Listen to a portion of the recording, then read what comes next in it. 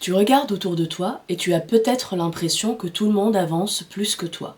Certains achètent une maison, d'autres changent de carrière, d'autres fondent une famille, d'autres semblent réussir tout ce qu'ils entreprennent. Et toi?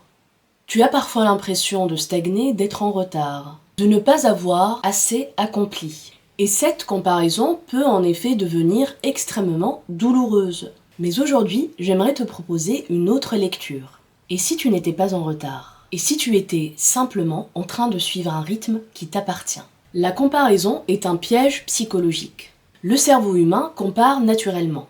C'est un mécanisme ancien qui permettrait de mieux cibler et mieux comprendre sa place dans le groupe. Mais aujourd'hui, avec les réseaux sociaux et l'exposition permanente aux réussites des autres, cette comparaison est devenue constante.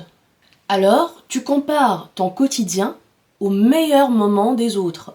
Tu compares tes doutes à leurs certitudes. Tu compares ton chemin à leurs résultats. Et forcément, tu te sens en retard.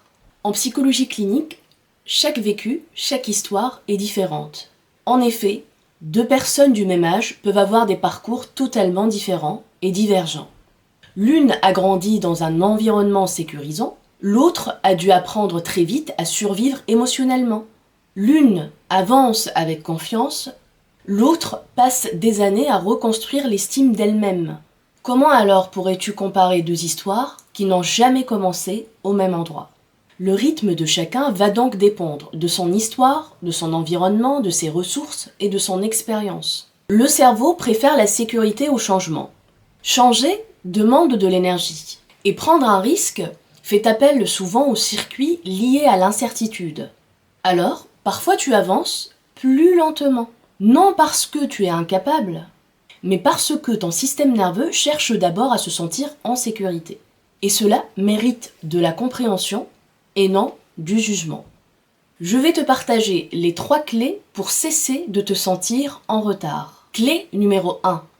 Ne compare pas ton chapitre 3 au chapitre 20 de la vie de quelqu'un d'autre.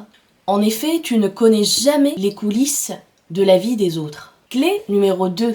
Mesure ton évolution par rapport à la personne que tu étais il y a 1 an, pas par rapport aux autres. La seule comparaison utile est celle qui te rapproche de toi-même.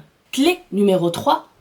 Accepte que certaines étapes et périodes soient invisibles. Lire, réfléchir, se reconstruire, faire un travail intérieur, tout cela ne se voit pas. Mais souvent, c'est ce qui prépare les plus grands changements. Alors si aujourd'hui tu as l'impression d'être en retard, j'aimerais que tu te rappelles d'une chose essentielle. Une fleur ne culpabilise pas de ne pas éclore au même rythme, au même moment que celle d'à côté. Chaque saison a son rythme et chaque être humain aussi. Peut-être que ce que tu vis aujourd'hui n'est pas un retard. Peut-être que c'est simplement le temps nécessaire pour construire quelque chose de plus solide, de plus stable, de plus durable. Alors, avance, à ton rythme, mais avance. Et toi aussi, reprends ton élan vital.